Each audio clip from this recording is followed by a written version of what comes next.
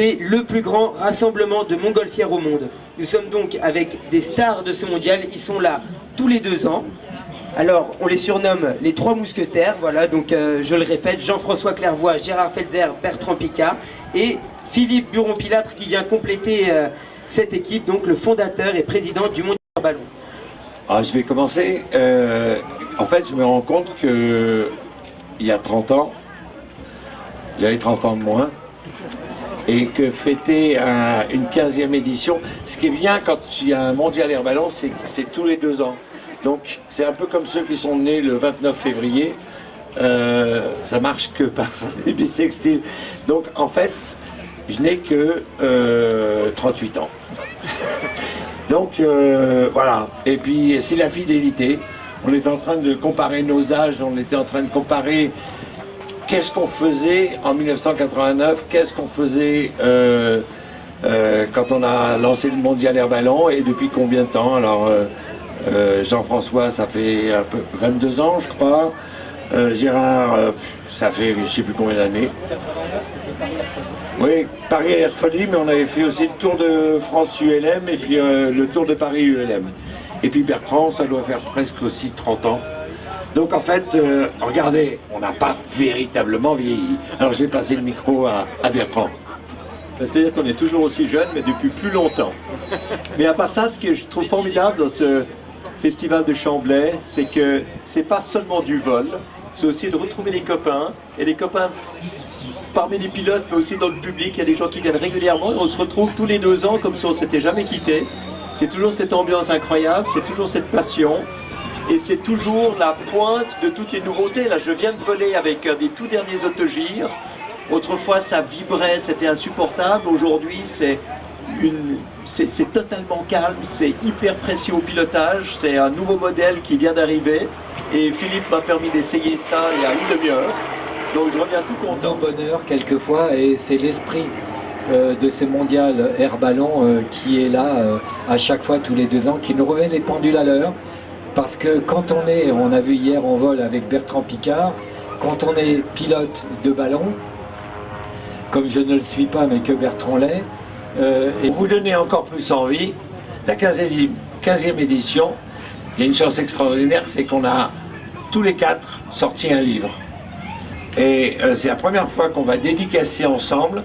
On va se donner rendez-vous d'ici 5-10 minutes à l'entrée publique. Et vous avez, j'allais pas dire que vous aurez 4 livres pour le prix d'un. Vous allez acheter les 4 livres. Ouais, si vous achetez le mien, je vous fais un rabais sur celui de Bertrand, de Jean-François et de Gérard. Juste, moi, c'est un livre qui raconte l'histoire des vols habités spatiaux sous forme d'almanach. Il y a plus de photos que de textes. C'est très accessible et très sympa pour les enfants, les adultes. Donc tous les événements clés des 56 ans de vol habité depuis Gagarine. Il y a un petit résumé de mes 3 missions dans l'espace. Et c'est très sympa et ça présente le futur aussi, quand on ira vers la Lune, vers Mars.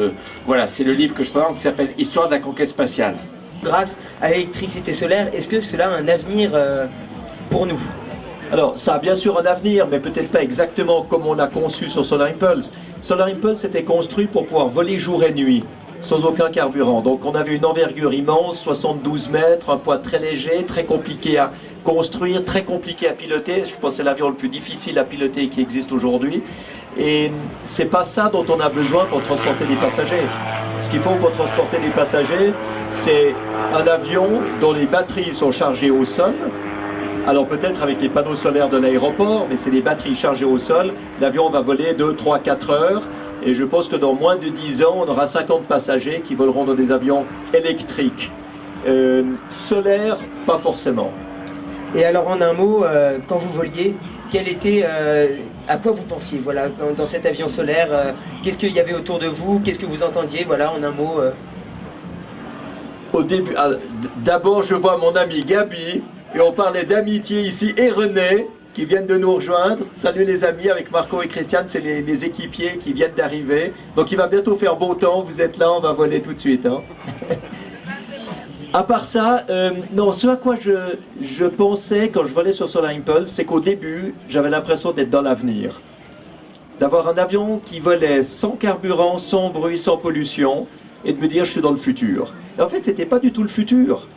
C'était tout ce que les technologies propres d'aujourd'hui permettent de faire aujourd'hui. Et j'ai réalisé qu'en fait, c'est le reste du monde qui était dans le passé. C'est le reste du monde qui était encore prisonnier de ces énergies fossiles, de ces moteurs à combustion, de ces systèmes inefficients, polluants, qui gaspillent de l'énergie. Et une grande partie des changements climatiques aujourd'hui ne sont pas dus à notre comportement, ils sont dus aux pertes et l'inefficience de vieux systèmes énergétiques complètement démodés, les moteurs des voitures, les maisons mal isolées, les ampoules à incandescence, les chauffages, les airs conditionnés, les processus industriels, tout ça c'est archaïque. Et Solar Impulse, c'était simplement une manière de montrer ce qui aujourd'hui peut être fait pour être beaucoup plus propre et être également rentable pour notre société. Vol dans 10 000 ans couchettes, je dis en plaisantant. Mon meilleur vol, c'est ma traversée de l'Atlantique, une tentative à traverser l'Atlantique en ballon à pédale avec Nicolas Hulot. On a fait 2500 km, on s'est craché en plein milieu. Mais pendant ces 3 jours et ces 3 nuits ou 4 nuits de navigation, on était dans un silence total et on était réveillé par le souffle des baleines qui nous suivaient. C'est le plus beau vol de ma vie, bien qu'il se soit mal terminé. Je me suis pété 2 vertèbres, 6 mois d'hosto, etc. Mais bon, finalement, j'ai eu le plaisir de faire ça. On n'a pas eu la chance d'avoir des sponsors pour continuer, mais en tous les cas, c'était déjà bien. Et puis surtout une équipe très soudée, 200 bénévoles, pour mettre au point ce qu'a connu à plus grande échelle Bertrand pour son avion solaire, des gens qui mettaient au point quelque chose d'assez innovant. Et puis mon pire vol, c'était Air France sur un Airbus 340 dont j'étais le commandant de bord. Un passager est rentré dans le cockpit, m'a coupé les 4 moteurs et voulait se suicider avec tous ses passagers. Un moment difficile qui m'a mis face à la folie des hommes. Et du coup, ça m'a rappelé une autre phrase d'Einstein qui disait il y a 2 choses qui sont infinies, l'univers et la folie des hommes. Et en ce qui concerne l'univers, j'en suis pas tout à fait sûr. 21 novembre 1783, les frères Montgolfier ont inventé la montgolfière. Et lui, il a le courage de concevoir la nacelle et puis de se dire je serai le premier passager des airs. Il en est mort 2 ans plus tard parce qu'il a essayé de traverser la Manche pour aller bouter ses sinistres nos amis britanniques. Et mon dernier livre, alors là c'est terrible, c'est même pas mort. Et ça raconte différentes histoires sur la mort. Et en fait, je me suis posé la question, pourquoi j'ai écrit ce livre? En fait, je crois que moi, j'ai toujours été un peu fasciné par la mort et que tant que je ferai rêver les autres, j'aurais pas envie de mourir.